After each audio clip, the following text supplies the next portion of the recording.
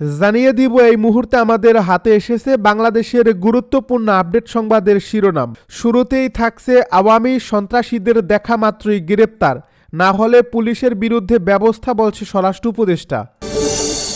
এবারে জানিয়ে দিব গণহত্যাকারী ফ্যাসিস্টদের পুনর্বাসনের ষড়যন্ত্রের অংশ হাদিকে হত্যা চেষ্টা। আরও জানাবো এটা স্পষ্ট যে অপরাধী এখনো দেশেই আছে বলছে হাদি ইস্যুতে ঝুমা। এবারে থাকছে আমরা একটি মানবিক বাংলাদেশ গড়তে চাই বলে মন্তব্য বিএনপি নেতা মুঈন খানের। সব শেষে জানিয়ে দিব লন্ডনের পথে জামায়াতের আমির ডাক্তার শফিকুর। এতক্ষণ শুনছিলেন হাতে থাকা আপডেট সংবাদের শিরোনাম, এবারে বিস্তারিত। তবে তার আগে অনুরোধ রইল ভিডিওটিতে একটি লাইক এবং কমেন্ট করে জানিয়ে দিন ভিডিও সম্পর্কে আপনার মূল্যবান মতামত। আরও জানিয়ে দিন ভিডিওটি কোথা থেকে দেখছেন বা কোন জেলা থেকে দেখছেন। আওয়ামী সন্ত্রাসীদের দেখা মাত্রই গ্রেপ্তার, না হলে পুলিশের বিরুদ্ধে ব্যবস্থা বলছে স্বরাষ্ট্র উপদেষ্টা। আওয়ামী লীগের যারা সন্ত্রাসী তাদের বিরুদ্ধে মামলা না থাকলেও আইনের আওতায় নিয়ে আসতে পুলিশকে নির্দেশনা দিয়েছেন অন্তর্বর্তী সরকারের স্বরাষ্ট্র উপদেষ্টা লেফটেন্যান্ট জেনারেল জাহাঙ্গীর আলম চৌধুরী। আইনের আওতায় না আনলে পুলিশ কর্মকর্তাদের বিরুদ্ধেও ব্যবস্থা নেওয়া হবে বলে হুঁশিয়ারি দেন তিনি। বুধবার বিকেলে নারায়ণগঞ্জ এক অনুষ্ঠান শেষে পুলিশকে এ নির্দেশনা দেন স্বরাষ্ট্র উপদেষ্টা। ফেরার পথে তার পথ আটকায় ছাত্রনেতারা।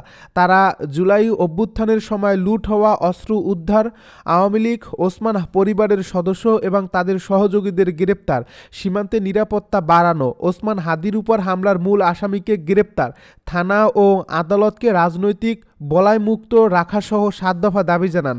দাবিগুলো যৌক্তিক উল্লেখ করে স্বরাষ্ট্র উপদেষ্টা বলেন, এসব দাবি বাস্তবায়নে ইতিমধ্যে কিছু পদক্ষেপ নেওয়া হয়েছে। গণহত্যাকারী ফ্যাসিস্টদের পুনর্বাসনের ষড়যন্ত্রের অংশ হাদিকে হত্যা চেষ্টা।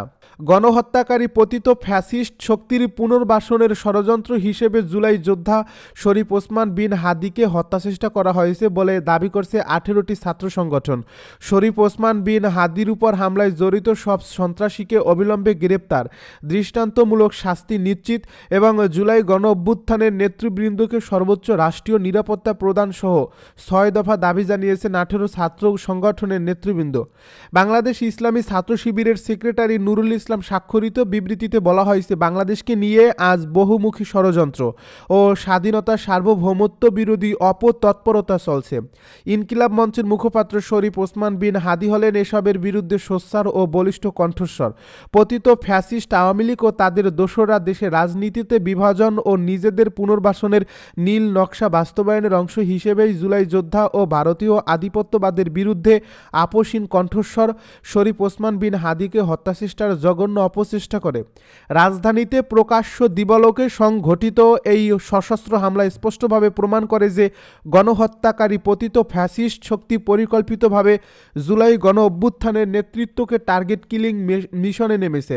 জড়িতদের শাস্তিসহ 6 দফা দাবি সম্মিলিত 18টি ছাত্র সংগঠনের যৌথ বিবৃতিতে বলা হয়, জুলাই যোদ্ধা ওসমান বিন হাদিকে পরিকল্পিত হত্যাচেষ্টা প্রমাণ করে পতিত ফ্যাসিস্ট এই সন্ত্রাসী কার্যক্রম এখনও সক্রিয় রয়েছে এবং গণহত্যাকারী আধিপত্যবাদী শক্তি ভারতের প্রত্যক্ষ পৃষ্ঠপোষকতায় সংগঠিত হচ্ছে। ভারতে অবস্থানরত পতিত ফ্যাসিস্ট গণহত্যাকারী শেখ হাসিনা ও তার দোসরেরা এখন জুলাই গণ অভ্যুত্থানের সম্মুখ সারির যোদ্ধাদের টার্গেট বানিয়েছে। মুজিববাদ, ফ্যাসিবাদ, আধিপত্যবাদ ও অপসংস্কৃতির বিরুদ্ধে যারা দৃপ্ত কণ্ঠে কথা বলছেন তাদের কণ্ঠ স্তব্ধ করাই এই ষড়যন্ত্রের মূল উদ্দেশ্য। এ বিবৃতিতে আরও বলা হয়, আরও উদ্বেগজনক বিষয় হলো হত্যাচেষ্টার 5 দিন অতিবাহিত হলেও এই হামলার সঙ্গে জড়িত সন্ত্রাসীদের গ্রেপ্তারে সরকারের পক্ষ থেকে কোনো দৃশ্যমান ও কার্যকর অগ্রগতি লক্ষ্য করা যায়নি। অপরদিকে জুলাই গণ অভ্যুত্থানের সরাসরি গণহত্যায় জড়িত থাকার সুস্পষ্ট অভিযোগ ও প্রমাণ থাকা সত্ত্বেও সন্ত্রাসী আওয়ামী লীগের অসংখ্য খুনি ও দুষ্কৃতকারী ধারাবাহিকভাবে জামিনে মুক্তি হয়ে সারা দেশে হত্যা, অগ্নিসংযোগ ও গোপন হামলার মাধ্যমে জনমনে আতঙ্ক সৃষ্টি করছে। এটা স্পষ্ট যে অপরাধী এখনও দেশেই আছে, হাদি ইস্যুতে ঝুমা। ইনকিলাব মঞ্চের আহ্বায়ক শরীফ ওসমান হাদির উপর হামলাকারীরা এখনও দেশেই আছে বলে মন্তব্য করেছেন ডাকসুর মুক্তিযুদ্ধ ও গণতান্ত্রিক আন্দোলন বিষয়ক সম্পাদক ফাতিমা তাসনিম ঝুমা। বুধবার দুপুরে নিজের ফেসবুক প্রোফাইলে দেওয়া এক পোস্টে মন্তব্য করেন, ফেসবুক পোস্টে তিনি বলেন, প্রধান উপদেষ্টার সাথে সেদিন সাক্ষাতের সময় তারা আমাদের কনফার্ম করেছেন ঘটনার 3 থেকে 4 ঘন্টার মধ্যে বর্ডার সিল করা হয়েছে। এটা স্পষ্ট, অপরাধী এখনও দেশেই আছে, বর্ডার পার করছে। এই প্রোপাগান্ডা ছড়িয়ে তাদের ধরা ছোঁয়ার বাইরে নিয়ে যাওয়ার চেষ্টা চলছে এবং একে ওকে ধরে ব্যাপারটা নর্মালাইজ করার চেষ্টা করছে। তিনি আরও বলেন, ফয়সাল সহ পুরো সিন্ডিকেটকে গ্রেপ্তার করতে হবে এবং জীবিত অবস্থায় আমাদের সামনে হাজির করতে হবে। এর আগে শুক্রবার দুপুরে রাজধানীর পুরানা পল্টনের বক্স কালভার্ট রোডে বিজয়নগর এলাকায় ইনকিলাব মঞ্চের আহ্বায়ক এবং ঢাকা ৮ আসনের সম্ভাব্য স্বতন্ত্র সংসদ সদস্য প্রার্থী শরীফ ওসমান হাদী একটি রিকশায় যাওয়ার সময় মোটরসাইকেল করে আসা দুজনের একজন তাকে লক্ষ্য করে গুলি করে পালিয়ে যায়। গুলিতে হাদীর মাথায় গুরুতর আঘাতপ্রাপ্ত হন। আমরা একটি মানবিক বাংলাদেশ গড়তে চাই, বলছে বিএনপি নেতা মুঈন খান।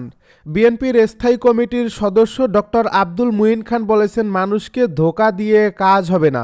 আমরা আবারও ফ্যাসিবাদী দেশ হিসেবে বিশ্বে পরিচিত হতে চাই না। অপশাসনের বিরুদ্ধে লড়ে যাব ইনশাল্লাহ। আমরা একটি মানবিক বাংলাদেশ গড়তে চাই। বুধবার দুপুরে রাজধানীর জাতীয় প্রেস ক্লাবে মহান মুক্তিযুদ্ধ শহীদ রাষ্ট্রপতি জিয়াউর রহমান এবং বর্তমান রাজনৈতিক প্রেক্ষাপট শীর্ষক আলোচনা সভায় প্রধান অতিথির বক্তৃতায় তিনি এসব কথা বলেন। আলোচনা সভার আয়োজন করে doctors association of Bangladesh. Doctor Abdul Muin Khan বলেন, সাম্প্রতিক হিসেবে বাংলাদেশ এখন বিশ্বের সবচেয়ে ঘনবসতিপূর্ণ দেশ।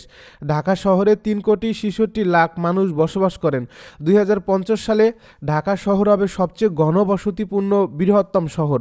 তবে সেই শহরকে আমরা কিভাবে পরিচালনা করব সেটি ভাববার বিষয়।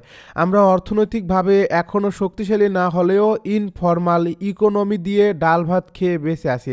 ভবিষ্যতে যারা দেশ পরিচালনার দায়িত্ব নেবেন তাদের এসব বিষয়ে কাজ করতে হবে, যে কাজ মাত্র 3.5 বছরে করেছিলেন শহীদ রাষ্ট্রপতি জিয়াউর রহমান। তিনি বলেন, আওয়ামী লীগ দেশ সেবার পরিবর্তে আত্মসেবা শুরু করেছিল, যাকে অলিগার্কি ব্যবস্থা বলা যায়। তারা মূলত সমাজের ধনী লোকদের নিয়ে অলিগার কায়েম করেছিল, যার ফলে দরিদ্র মানুষ আরও দরিদ্র হয়েছেন। ডক্টর আব্দুল মুঈন খান বলেন, স্বাধীনতার 54 বছরে এসেও গণতন্ত্র খুঁজে ফিরে। এই গণতন্ত্রের জন্য তো 71-এ বাংলাদেশের মানুষ মুক্তিযুদ্ধ করেছিল। দরিদ্র মানুষের অর্থনৈতিক অধিকার তথা মুক্তির জন্য মানুষ যুদ্ধ করেছেন। আমি বিশ্বাস করি, যারা অতীতে দেশের নেতৃত্ব দিয়েছেন এবং বর্তমানে দিচ্ছেন তাদের এজন্য জবাবদিহি করতে হবে। তারা কেন ব্যর্থ? আগামীতে যারা নেতৃত্ব দেবেন তাদের সেই প্রতিশ্রুতি বা আশার কথা বলবেন যে তারা ক্ষমতায় গেলে এসবের সমাধান করবেন। মুঈন খান বলেন, আমরা সারা বছর বিভিন্ন দিবস পালন করছি, কিন্তু অর্জন কি? 54 বছরে আমাদের অর্জন কি? আমি বিশ্বাস করি আমাদের চিন্তাধারার পরিবর্তন আনতে হবে, মানুষের বেঁচে থাকার অধিকার নিশ্চিত করতে হবে।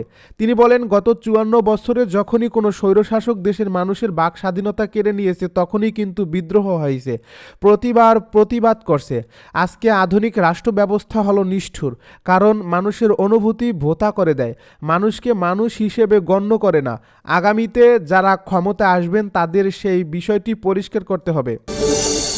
লন্ডনের পথে জামায়াতের আমির ডাক্তার শফিকুর। বাংলাদেশ জামায়াতে ইসলামীর আমির ডাক্তার শফিকুর রহমান যুক্তরাজ্যের উদ্দেশ্যে ঢাকা ত্যাগ করছেন। বুধবার সকালে বিমান বাংলাদেশ এয়ারলাইন্সের একটি ফ্লাইটে হজরত শাহজালাল আন্তর্জাতিক বিমানবন্দর থেকে লন্ডনের পথে যাত্রা করেন তিনি। জামায়াতে ইসলামীর পক্ষ থেকে জানানো হয়েছে, যুক্তরাজ্য সরকারের একটি প্রতিনিধি দলের সঙ্গে পূর্ব নির্ধারিত বৈঠক ও কর্মসূচিতে অংশ নিতেই তার এই লন্ডন সফর। বাংলাদেশ জামায়াতে ইসলামীর সহকারী সেক্রেটারি জেনারেল ও মিডিয়া বিভাগের প্রধান এহসানুল মাহবুব জুবায়ের গণমাধ্যমে জানান, ব্রিটিশ সরকারের সঙ্গে বৈঠকের নির্ধারিত কর্মসূচি থাকায় বুধবার সকালে লন্ডনের উদ্দেশ্যে রওনা দিয়েছেন জামায়াতের আমির। লন্ডনের নির্ধারিত কর্মসূচি শেষে ডাক্তার শফিকুর রহমান সৌদি আরবে গিয়ে পবিত্র ওমরা পালন করবেন বলেও জানান জামায়াতের এই শীর্ষ নেতা। সবকিছু ঠিকঠাক থাকলে আগামী 21 ডিসেম্বর ডাক্তার শফিকুর রহমান দেশে ফিরবেন বলে আশা প্রকাশ করা হয়েছে।